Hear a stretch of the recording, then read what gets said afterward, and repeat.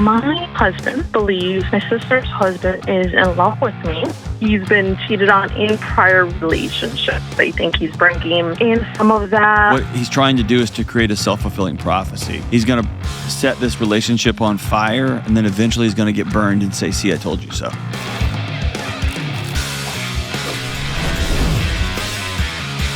What in the world's going on? This is John with the Dr. John Delony Show. What's up? What's up? I'm so glad that you are with us talking about your mental and emotional health and your relationships, the things that make our lives worth living, and figuring out what's the next right move when everything feels like it's falling apart.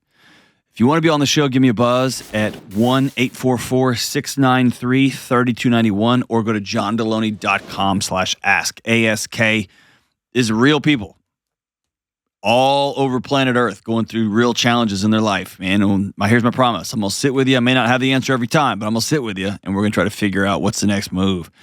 Sometimes it ends with a happy ending, and sometimes it does not. But that's life, right? That's life.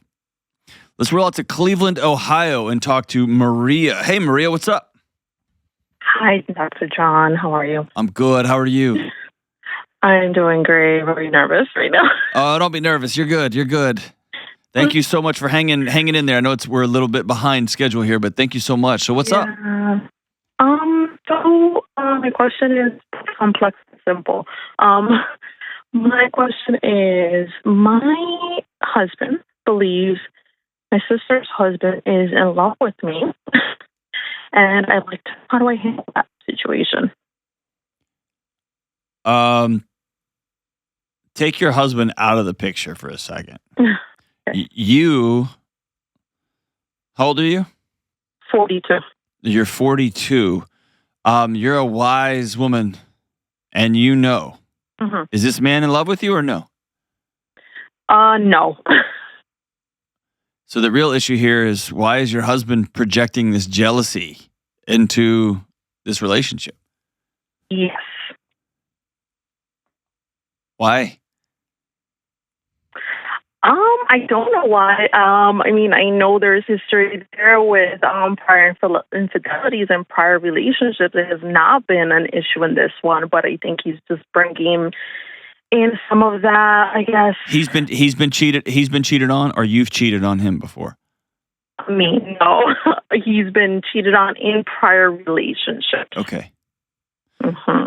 So does he not want you to hang out with your sister anymore? He hasn't said that. However, I feel that pressure to do that to make him comfortable. Gotcha. My guess is This is going to be a moving target, and you're never going to land that plane. Yeah. Because the moment you quit doing that, he's going to see it as somebody at work. He's going to see it as somebody in the grocery store. He's going to see it at the place where you get your oil change. It's never going to stop. Yes, correct. Is that already happening? Yes. Okay. Yes. So, are you doing anything or bringing anything to the table that would make him think that have eyes for other people? 100% not. Okay. No. So y'all need to have that conversation ASAP. Mm-hmm. Because what he's trying to do is to create a self-fulfilling prophecy. He's going to set this relationship on fire, and then eventually he's going to get burned and say, "See, I told you so."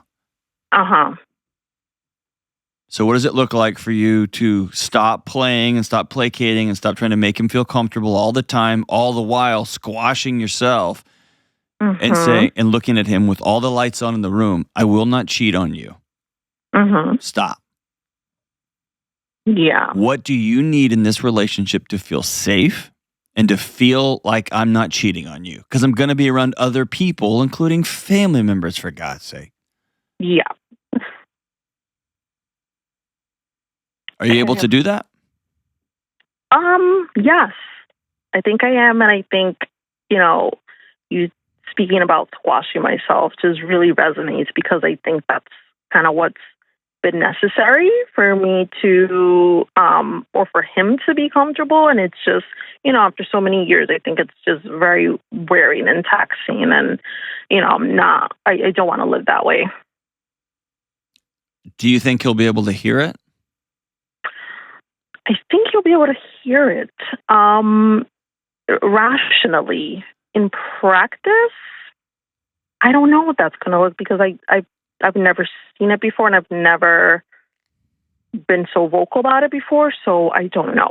So often, do you love him? Yes. Okay. If he's been cheated on before, then this is just his body's way of trying to keep him safe so that doesn't happen again. So he's wearing a pair of glasses in which everyone is out to break his soul again, like happened last time. Yeah. And so a way you can offer this is to say, here's where I feel like I don't get to be fully your wife. And it's actually costing, it's killing you, but it's costing him. Mm-hmm. He doesn't get the full, rambunctious, wild, exciting, playful, joyful, super sexy Maria. Because Maria's too 100%. busy working to protect his feelings. 100% And accurate. men often don't realize that by being, oh yeah, they actually lose the best parts of their partner. Mm-hmm. Right? So I think it's explaining that pretty clearly. And you just said it best. He's going to go, I know. You're right. I know you're right. And then y'all going to go out. And without even thinking, he's going to grab his wallet and his keys and that pair of glasses that says, everyone's out to steal my wife and break my soul again. Mm-hmm. And so a way you can practice with him is that every time he feels super jealous or feels like someone is looking at you too much, you can tell him, I want you to come hold my hand. Or I want you to come put your hand on the small of my back. Okay. And that's going to be my private signal that you feel like this is happening. And I'm going to tell you, Maria, I am comically, embarrassingly, the world's worst at realizing someone's hitting on me. Always have been. Like my wife said that was the joke, like in the residence hall back in college. Yeah. Like I am awful at it. And so sometimes my wife will say like, hey, we got to go. And I'll be like, whatever. Right. So sometimes she's right. I'm way off. And then we get in the car. She's like, this is, I'm like, oh no. Right. And that's happened to me before with like colleagues and friends. Like I had no idea. And so it's you saying, okay, I'm going to hear you. And if you see it, if you feel it, I want you to let me know. And my promise is I'll keep my eyes open and I'm going to lean into you. Okay. Does that make sense? So we're going to practice this together, and it's giving him an outlet for those feelings. And here's the goal. I want him to begin to feel it and then to ask himself, is this true? Is my brother-in-law actually trying to hook up with my wife? No. Is my brother-in-law a flirty guy? Maybe.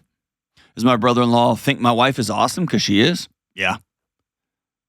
Like, who knows? Whatever. Yeah. But all that to say is give him an opportunity to practice it. And potentially there's an off-ramp there, right? Potentially he's like, all right, I'm going to try this. But I think it comes back to you saying, I can't do this work for you. I will tell you, I will never, ever, ever cheat on you. So let's map out what safety looks like for you. Because I'm not just going to sit at home. And I can't spend the rest of my life trying to protect your feelings because your feelings are a moving target. Every time we get to a baseline, they go up again. Every time we get to that baseline, they go up again. And now you're accusing my brother-in-law. Now you're accusing it's just going to keep going and going and going and going. And so let's come to some sort of what's a baseline of relational safety. And then let's go get into the good stuff. I want to get my life back. I want to get my joy and my sexiness and my dancing and my fun back. And I can't live my life trying to look at every situation and protect your precious feelings because your feelings don't tell you the truth. And let's practice this together. And hopefully he'll go with you, man. That'd be awesome if he did. I'd be proud of him if he did because I totally get it that he is trying to play defense. I totally get that. I mean, getting cheated on can just destroy your confidence in yourself. And he's trying to make sure he never gets hurt again. I get it. But in the process, he's going to end up crushing his most precious current relationship. And then the worst part of it is it's just going to be proof that he was right all along, even though he wasn't. Great call, Maria. Thank you so much for giving me a shout.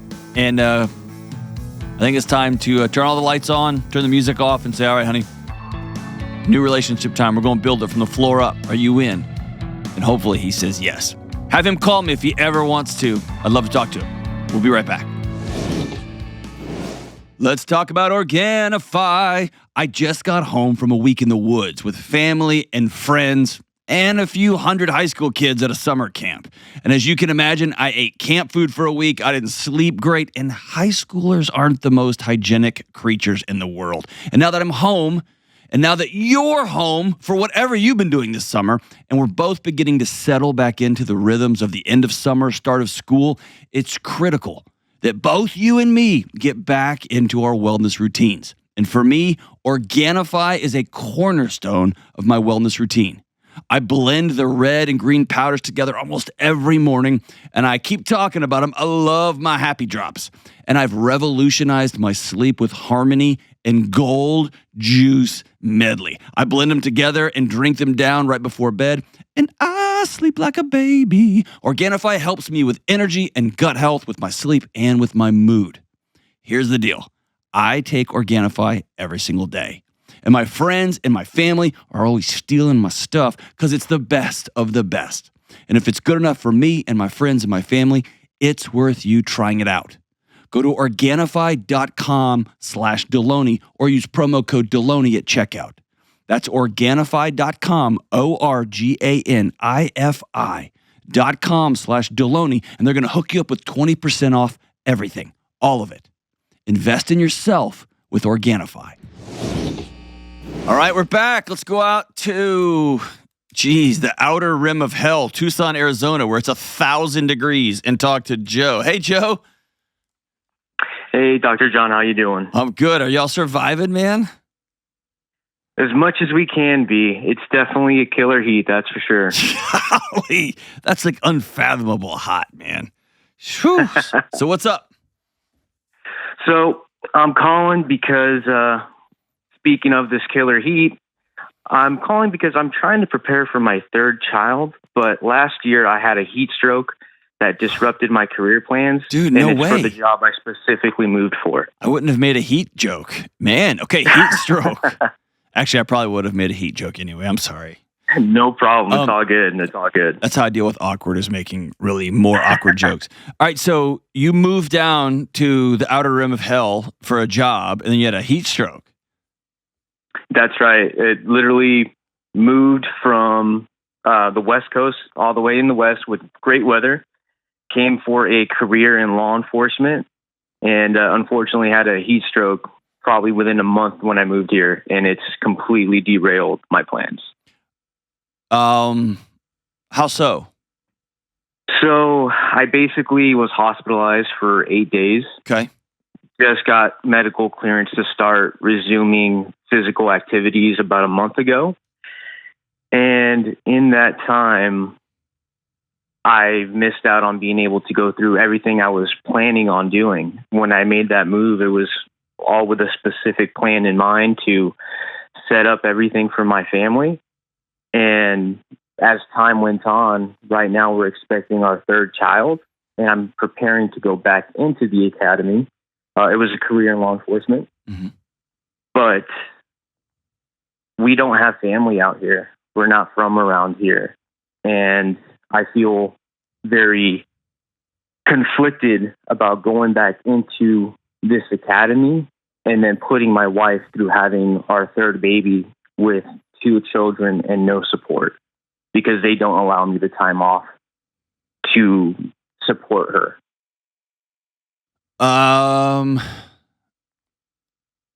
Can I make a guess? Just a wild guess. Tell me if I'm wrong.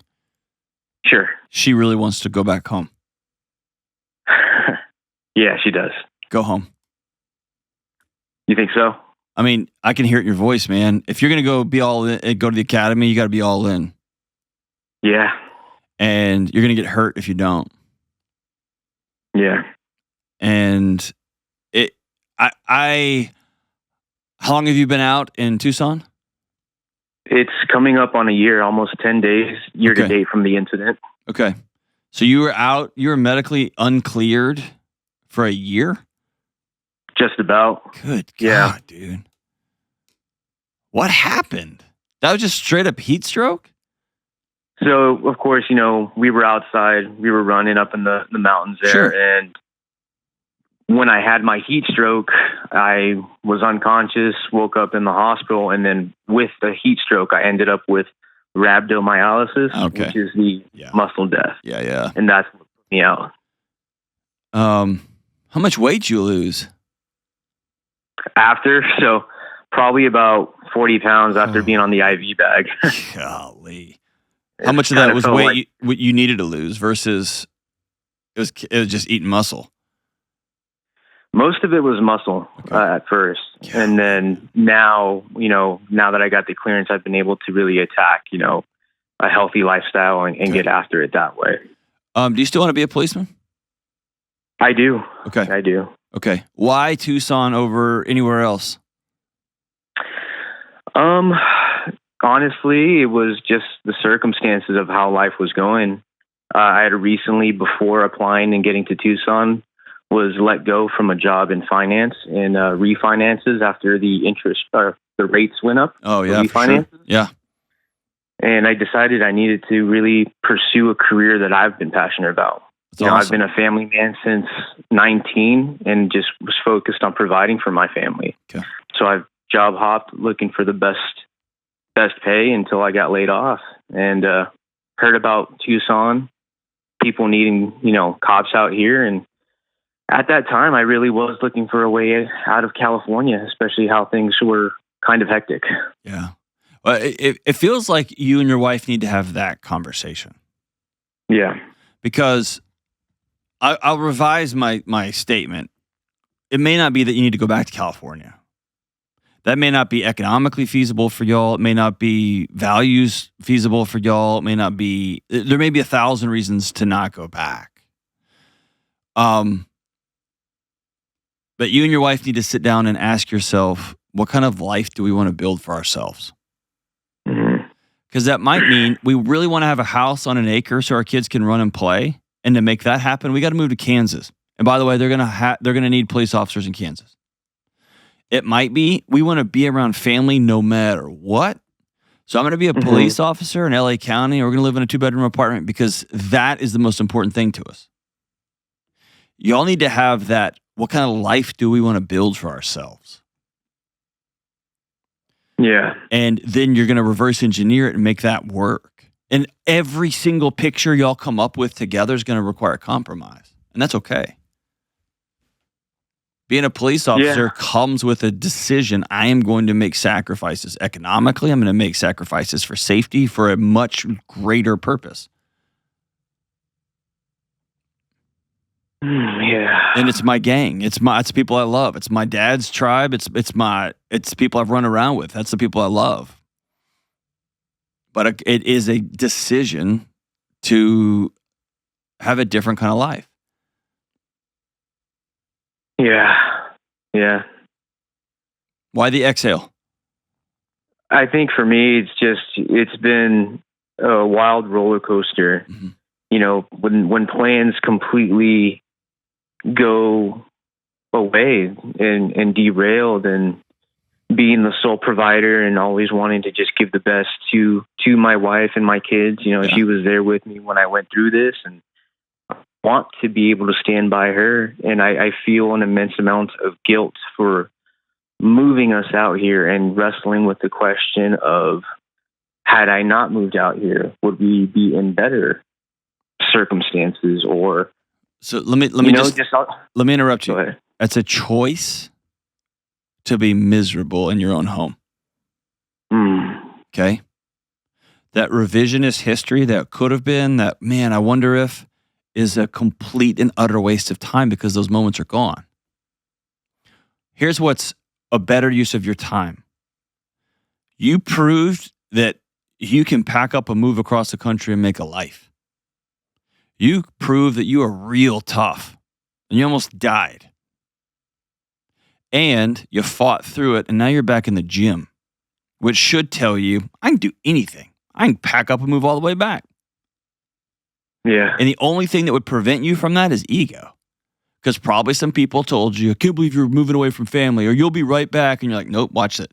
And then you're going to go back. And that's just ego. Who cares? Yeah. The other side of it is,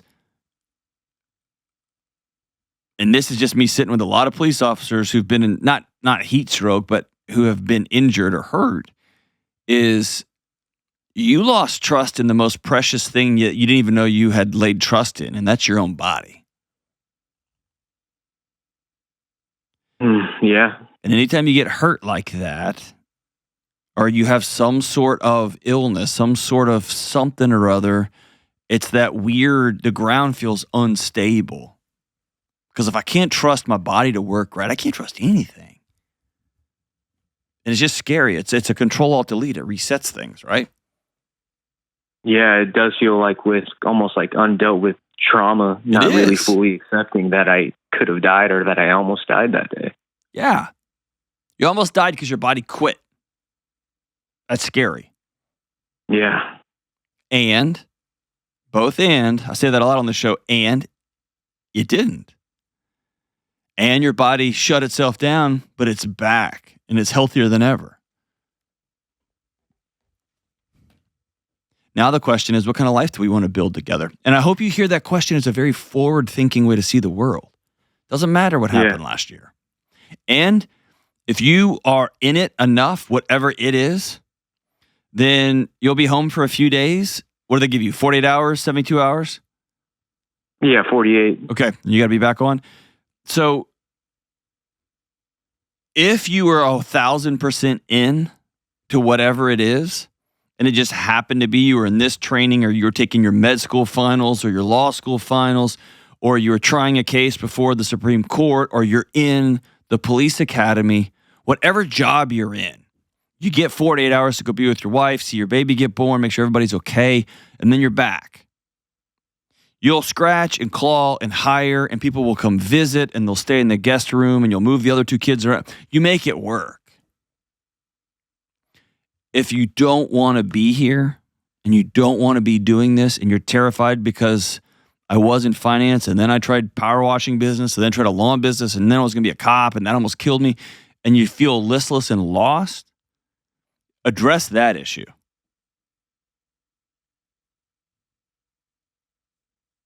Yeah. Yeah. I mean, that makes sense. I've also just feel like, I'm lost, more like even mad, just kind of mad and not understanding, because I'm a man of faith, and I always figured, God works things into his glory. And this past year, I just couldn't find that, and have a hard time finding like why, but I got to just let it go. I just don't think I think you're too close to it right now. Yeah. And glory doesn't mean everything works out in the end. And glory doesn't always mean economic safety. That's prosperity nonsense. Yeah. Glory is the man that got shot the other day and died at the failed assassination attempt, and listening to his daughter, what she wrote about her dad. Yeah.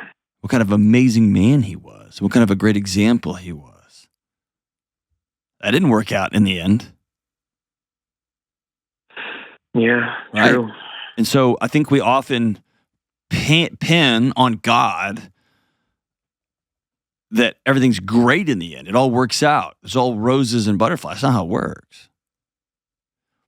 But I think bigger than that is you have to ask yourself, take full ownership and say, okay, what kind of house do we want to build? What kind of home do we want to have? Yeah. Otherwise, you and your wife just end up playing whack-a-mole with the latest feeling. I don't feel enough. I don't feel like my parents are close enough to us. I feel like I'm mad at you. I feel like I don't like you. I feel. And you don't ever do the hard work of, okay, what do we want to build? Let's work towards that. And by the way, you build and work towards it. You get there and you're like, I don't actually like this. Cool, let's just build something new. That's what makes it all. That's what's awesome about having a ride or die. It's more complicated because you got 3 little kids. That makes everything wonky, right? But you and your wife get to choose. After being around police officers, is that what you really want to do?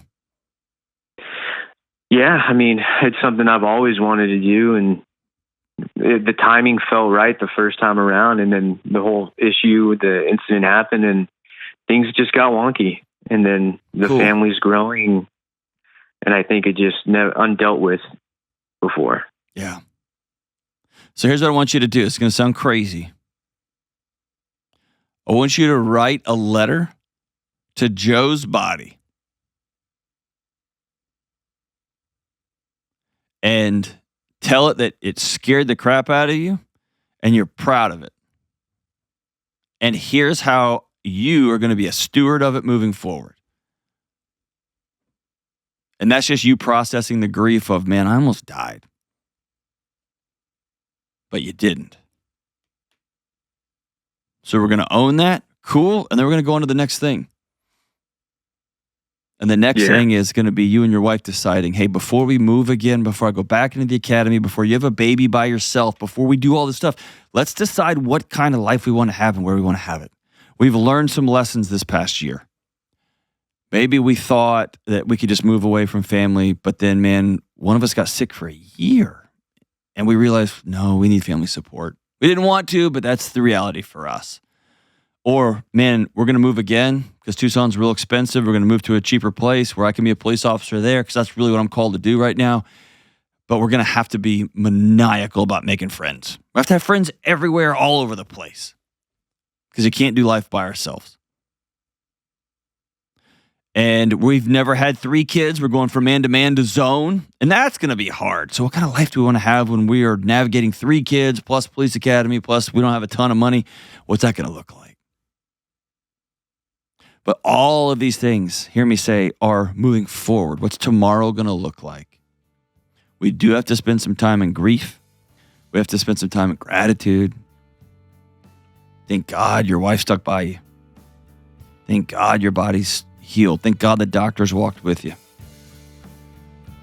And now we get to ask ourselves, all right, what's the next right move? And by the way, Joe, it can be whatever you want it to be. Just be intentional about it. All of it. What's the life we want to build? And then go build it. Or as the great Avett brothers sing, decide what to be and go be it.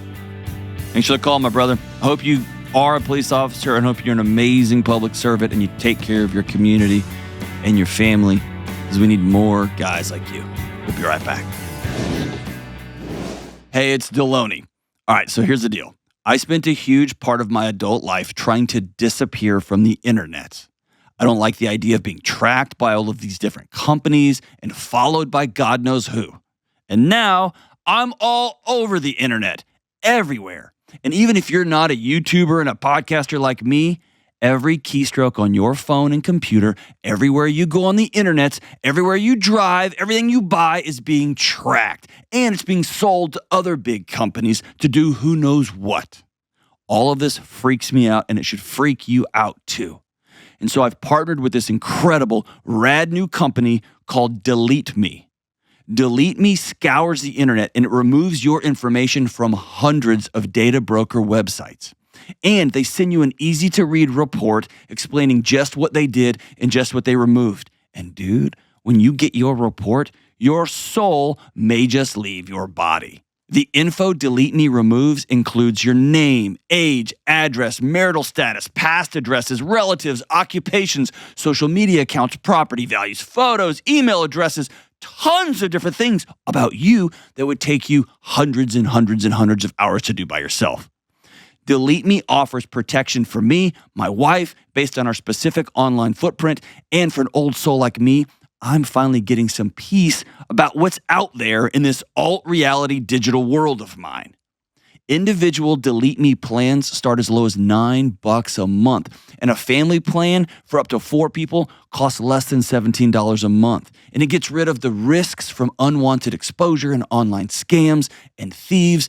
And go to joindeleteme.com/Delony, and they'll hook you up with 20% off. That's joindeleteme, joindeleteme.com/Delony. Go protect you and your family right now. All right, let's go out to Denver, Colorado, and talk to Cassie. What's up, Cassie? Hey, Dr. John. What's up? How are you? I'm all right. Awesome. I'm a little bit nervous, so I wrote everything down. If you don't mind, I'm just going to read what I've got. Let it rip. All right. About 2 months ago, my home was broken into. Oh, no. Yeah. I was lucky, though. I wasn't home, and thankfully my security system notified the police. And, aside from them ransacking my house, I mean, everything is okay, right? Nobody got hurt. Hey, Cassie. But, Cassie. Yeah. Yeah. You have to stop doing that. What's that? Man.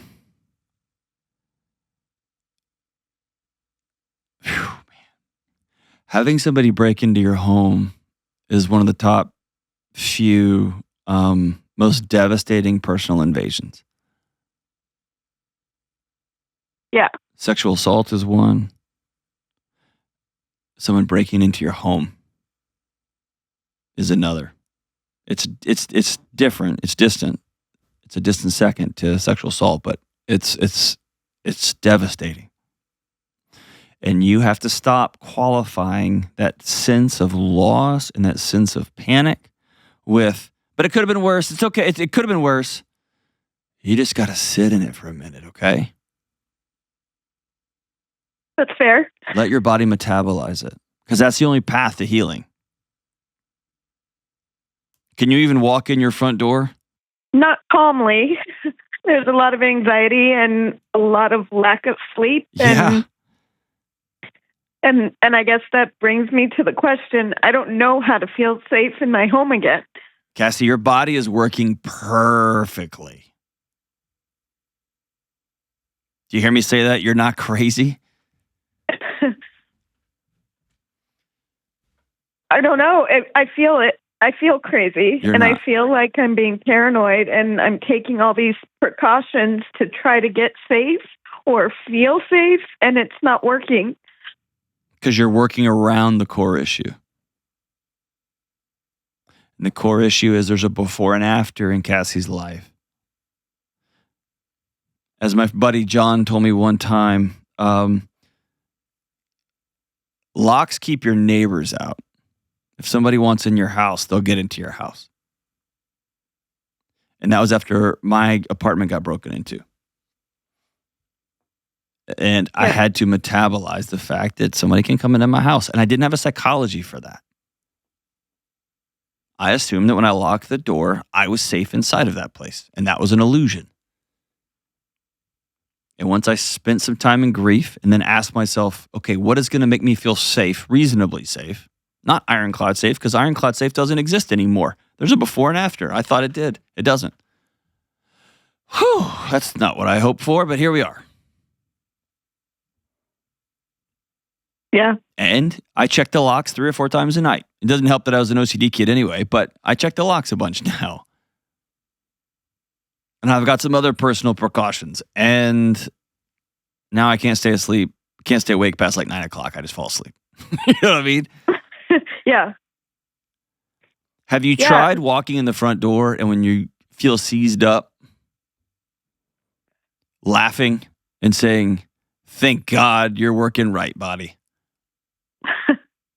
No. Or have you started getting anxious about going home because you're worried that your body's going to get anxious when you go inside your own house? Yeah, that happens. Yes. And that turns into full-blown panic probably? Yeah, it has recently. I actually left my house and went to like my condo in Florida to try to get away from it all. Mm-hmm. And I feel safe here, but every time I think about going home, I just get all panicked and really anxious, and my family doesn't get it. And I don't know who to talk to about it. And I went and saw a therapist, and her suggestion was to keep it out of my mind. God almighty, that's a terrible, terrible. All right. Good gosh. Oh, I'm going to have a job forever. Forever. Hey, team, I'm looking at the people in the studio. We're going to be employed forever because there are some god-awful therapists out there. Jeez Louise. All right, here's a basic primer on how your brain works, okay? Okay. Your body identifies a threat out in the world. It could be real, it could be imagined, it could be a memory of something that happened that it just puts a GPS pin in your nervous system and it keeps sounding the alarms every time it senses it somewhere, okay? Doesn't matter if it's real or not, it just identifies a threat. Yeah. Here's what's amazing about your body. It only wants one thing, and that's for you to not die. It doesn't care if you're happy, it doesn't care if you're lonely, it doesn't care if you're miserable, it just wants you to not die. Yeah. And so it sounds every alarm you got.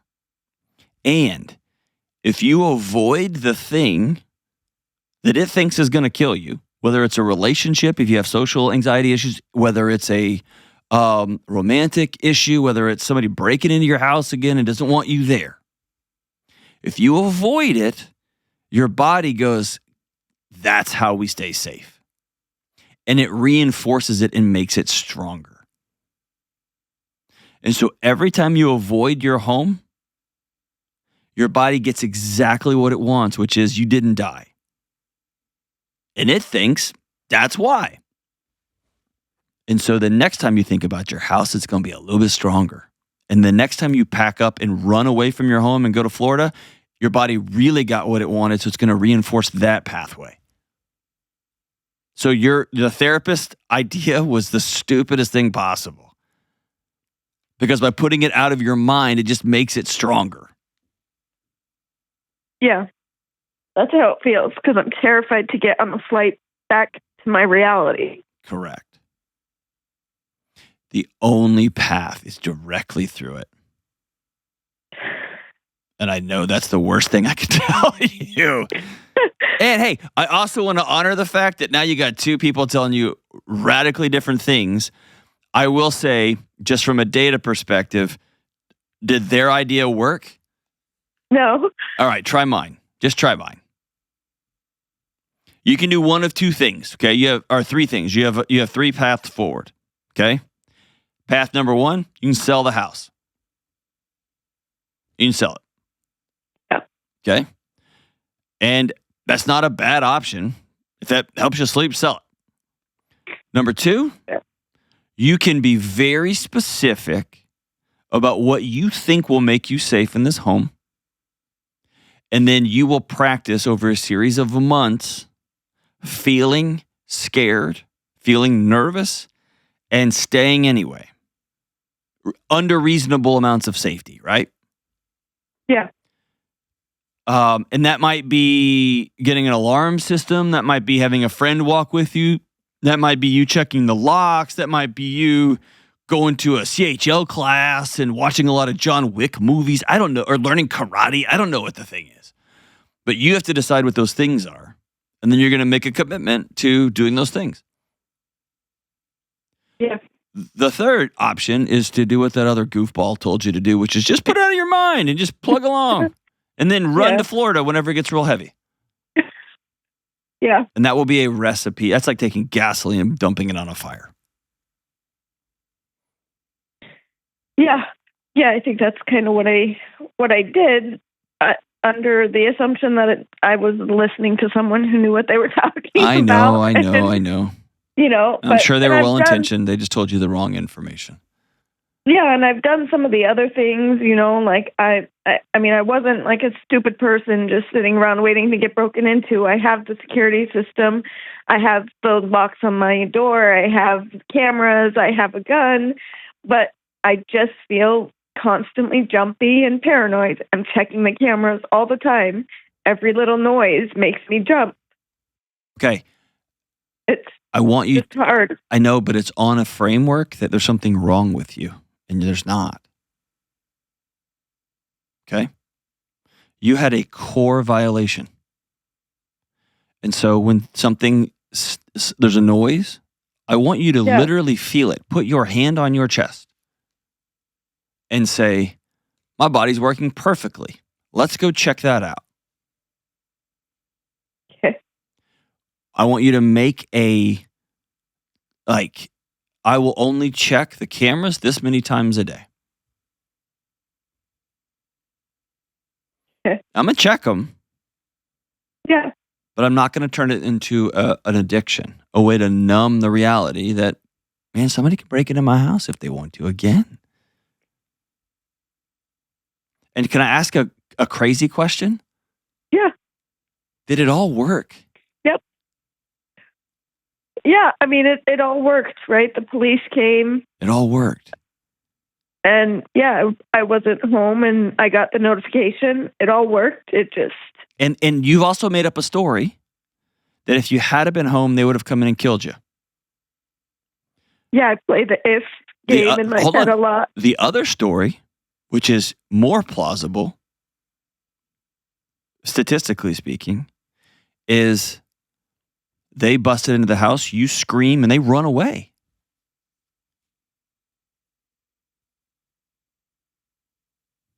Yeah. That's also equally plausible. And because your body has one job and that's try to keep you alive, it's made up the story that the worst thing could have happened. And that's the one that just resonates in your guts because that's the most like dramatic interpretation of what could have happened. And that's the story that's most likely to keep you most alive. But statistically speaking, you scream, they run away. I was recently watching an interview with somebody about crime, and they said most people just need to lock their doors and lock their cars because people will just go to the path of least resistance.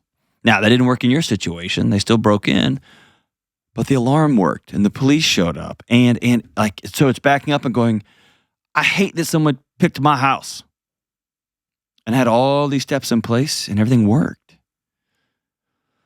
Whew, could have gone real bad, but this time it didn't. So body, thank you for trying to keep me safe. I'm sleeping here tonight, and I am going to lock the door, and I'm going to look at the camera, and my body may pop awake at 2 a.m. Cool. It's just extra vigilant, extra alert. That's okay. But at the end of 5 days in a row, I'm going to write down in a gratitude journal, it's been 5 days, and my body's working great, still trying to keep me safe, and my home safe. And I'm going to continue to come back to the well and come back to the well and come back to the well. And this is going to sound stupid, and I know I'm always telling people to write letters. I want you to write a letter to your alarm system. Doesn't have to be long. I want you to write a letter to your home. Dear home, I'd put a lot of stuff on you as though you were gonna be able to protect me from everything. You can't. And I'm sorry I put all that on you. Whew. Write a letter to the alarm system, to the police officers, and say thank you. Maybe you make some cookies or go buy some cupcakes, take them over to the police station and say, hey, you guys showed up. Thank y'all. I'm grateful.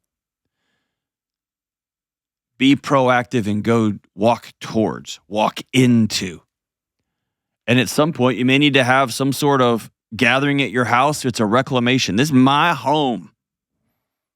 Play Tom Petty's I Won't Back Down on repeat. But this is my home. And I'm drawing this line. This is where I live. And one time people tried to break in, but every system worked perfectly, and I'm still here. I'm still safe, and we're going from there. Or Cassie, you just sell it. But the first option sounds more like William Wallace. It sounds more hardcore and tough. But I think it's feeling the discomfort, feeling the anxiousness, knowing panic can't kill you. Anxiousness won't kill you. It's just your body sounding the alarm saying, hey, whoa, I don't think we're safe. Put your hand on your chest. Yeah, I feel that.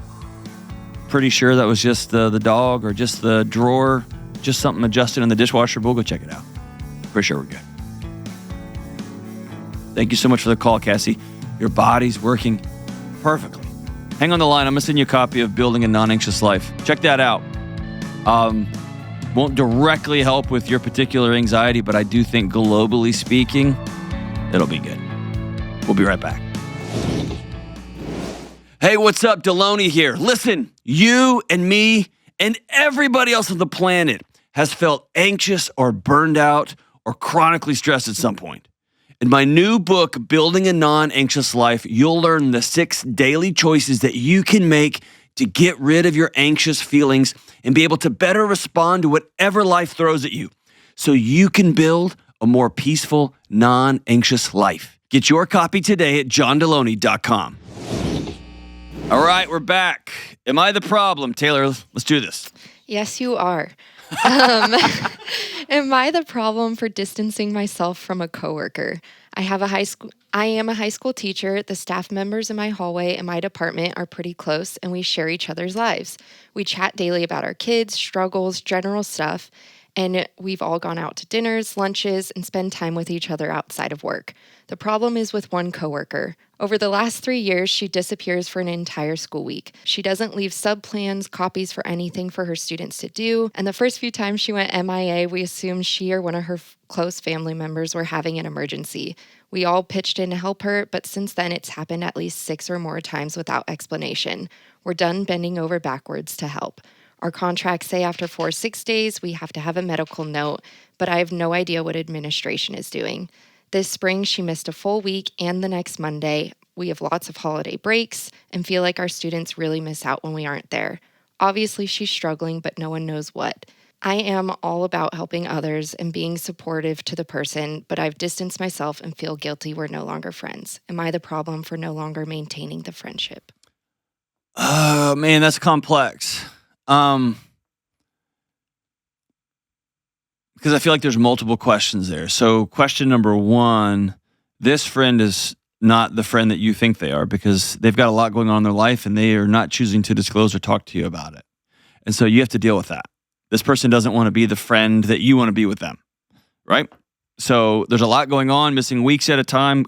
Hopefully the administration's on board and knows and has said it's okay. And that person is then choosing to not tell you. So that's not a friendship that you think you have. That's number one. Number two, this would be very unpopular, and I don't care. I'm tired of talking about schools and talking about the administration, talking about the teachers, talking about the system, and nobody talks about the kids. And so if you're a teacher and the teacher next to you doesn't show up, it's not about them. It's about those kids.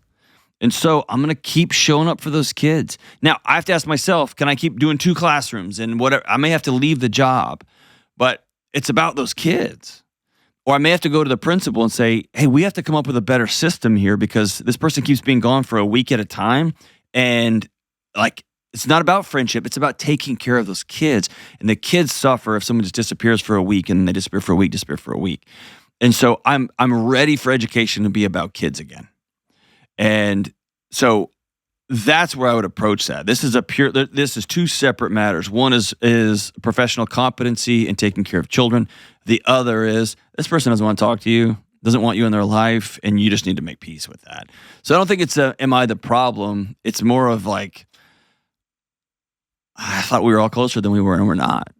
And I thought this person and I had a different kind of relationship, and we don't. Now I got to deal with the professional stuff. That make sense? Definitely. All right, I hope that helps. I don't know. What do you think? I agree, but I could be a tattletale. That's my name, Tattletailer. I go and tell someone. Well, I mean, I again, in this situation, so I'm thinking back to when I was a high school teacher, I was out in the portable buildings, and I shared it with another teacher. He was awesome.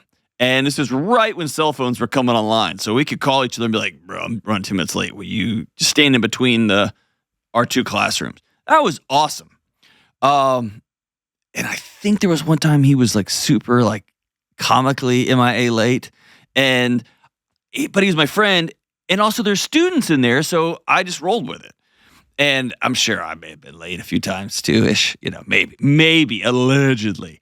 And so, but yeah, if he's gone for weeks at a time, it's not about that dude. It's about the kids. And so I'm going to go to the administration and say, these young people are not being served. We need to fix that. I don't know what the deal is over here. I don't know what kind of health issues or crisis or whatever. I trust y'all to be handling that.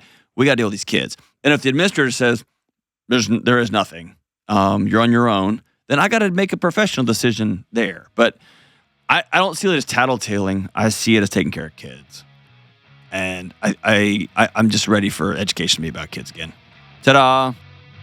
I didn't mean to get on a soapbox there, but here I am. And since I'm on a soapbox, we're all cleaner enough for it. All right. Hey, appreciate you guys. Love y'all. Stay in school. Don't do drugs. And for God's sakes, if you're a teacher and you're going to be gone, leave lesson plans. Good ones that someone can actually follow. Please. Please. It's about the kids. The kids. It's about the kids. See you later.